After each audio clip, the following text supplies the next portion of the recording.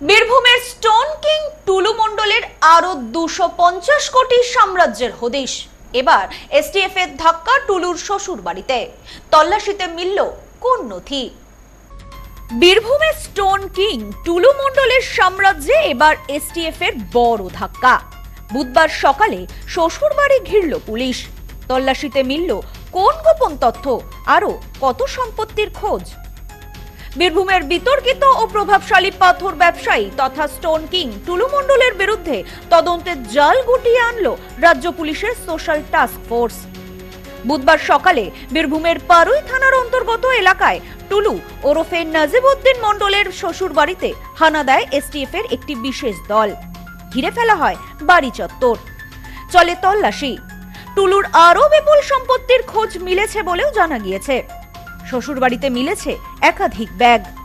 Police সূত্রে জানা গিয়েছে, টুলুর শ্বশুর বাড়ির পাশাপাশি তার একাধিক ঘনিষ্ঠ আত্মীয়ের বাড়িতেও একযোগে তল্লাশি অভিযান চালানো হচ্ছে।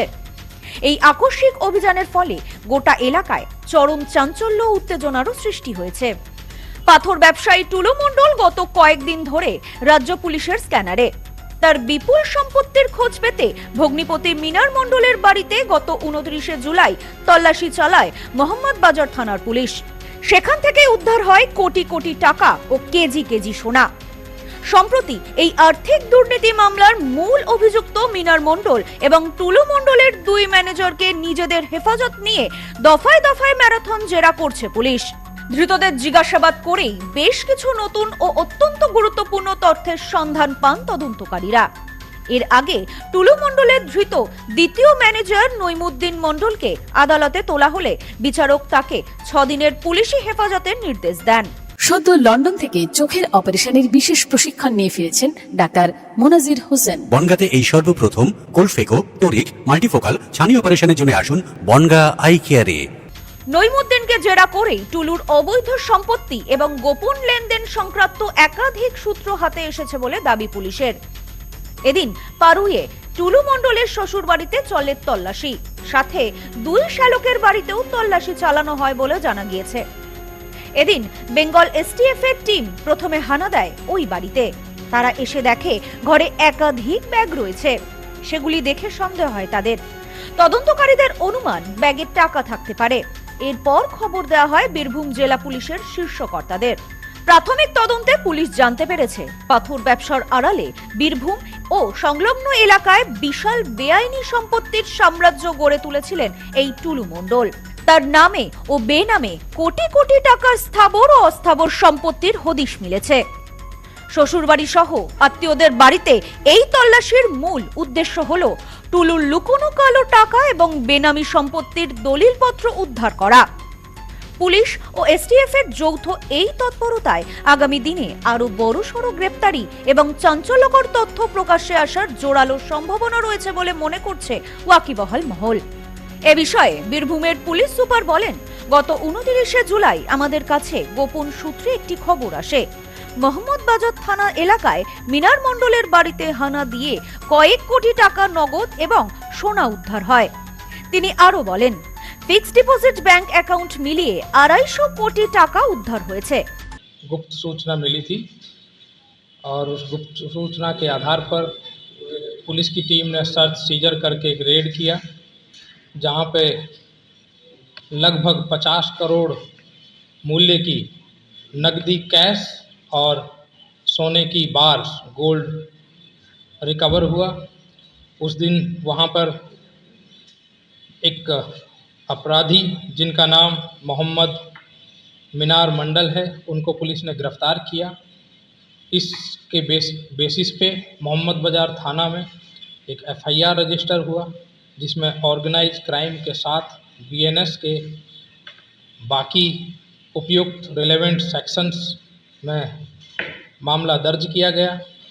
इन्वेस्टिगेशन के दौरान पता चला कि ये जो लगभग 50 करोड़ मूल्य की जो अवैध कैश और सोना जो जब्त हुआ था, ये एक व्यक्ति जिनका नाम मोहम्मद नजीबुद्दीन अलियास टुल्लू मंडल है, उनका संपत्ति है।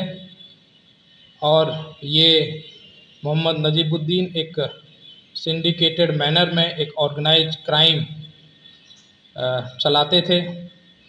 इन्वेस्टिगेशन के दौरान इस केस में पुलिस ने बैंक और दूसरी संस्थाओं में छानबीन करके पता चला कि काफ़ी मात्रा में नकदी बैंक अकाउंट्स और फिक्स डिपॉजिट में है, जिनका कुल मिलाकर मूल्य लगभग 220 करोड़ है, जिसमें पहले दिन की 50 करोड़ की कैश और सोने की जब्ती शामिल है। इन्वेस्टिगेशन में लगभग 400 बीघा लैंड के ऊपर कई सारी प्रॉपर्टीज, मकान और बिल्डिंग्स शामिल हैं, वो भी ইনভেস্টিগেশন का हिस्सा बनी हैं। এ বিষয়ে টুলু মণ্ডলের এক শ্যালক বলেন, আজ সকালে হঠাৎই পুলিশের একটি টিম আমার বাড়িতে হানা দেয়। আমি ব্যবসা নিয়ে থাকি, আমি এ বিষয়ে কিছুই জানি না বলে জানান তিনি। হঠাৎ ওনারা এসছেন, আমি বাড়িতেই বসছিলাম, আমার বাড়িতে প্রথমে ঢুকেছিলেন। আমার বাড়িতে গিয়ে বললো আপনার বাড়ি সার্চ করবো। বললাম করুন। সব গোটা বাড়িটাই সার্চ করলো, পিছন দিকেও দেখলো, সামনের দিক দেখলো, সব প্রত্যেকটা রুম খুলে খুলে দেখলো, কিছু পাইনি। হ্যাঁ, এনাদেরকে চেনেন বলতে কার নামটা বলুন, কাকে?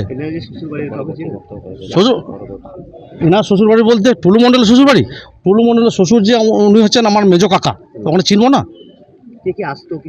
না, সেটা কি করে বলবো কি আসতো না আসতো, সেটা আমার কি দেখা সম্ভব? আমি নিজের ব্যবসা নিয়ে থাকি, আমার বাড়ি হচ্ছে ওটা, আমি নিজের ব্যবসা নিয়ে থাকি। কখন কি আসছে না আসছে সেটা আমার তো দেখার বিষয় নয়। হ্যাঁ, আমি নিজের ব্যবসা নিয়েই থাকি। আজ সকাল থেকে কি দেখলেন? আর সকাল থেকে এটাই দেখছি, হঠাৎ এসছেন ওনারা। হ্যাঁ, এসেই বলছেন সার্চ করবো, করুন।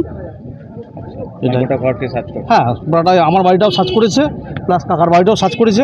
হ্যাঁ, সার্চ করে কিচ্ছু পাইনি। হ্যাঁ, তারপর বললো যে একটা সিয়ালিশ বানালো। হ্যাঁ, সিয়ালিশ বানিয়ে বললো তাহলে এটা কিসের জন্য? বলছে এটা সিয়ালিশ হচ্ছে, এটা কিছু পাইনি তার জন্য। আমাকে দেখিয়ে দিল, দেখুন নীল লেখা আছে। হ্যাঁ, আমি বলেই দিলাম যে কী লিখেছেন আমি বলুন। হ্যাঁ, বলার পর বলে নীল লেখা আছে, কিছু পাইনি তার জন্য এটা আমাকে সই করতে হবে, সই করে দিলাম। Bureau report, news no man's land, Birbhum.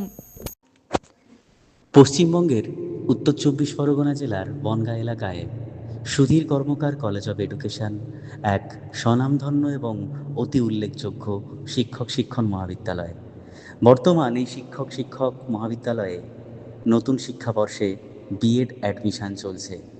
তাই বিএড অ্যাডমিশান নেওয়ার বিষয়ে যে সমস্ত শিক্ষার্থীরা আগ্রহী তারা অতি সত্বর কলেজের অফিসে এসে যোগাযোগ করবেন।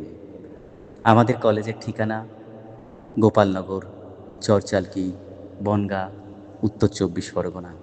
পিন নম্বর 743235।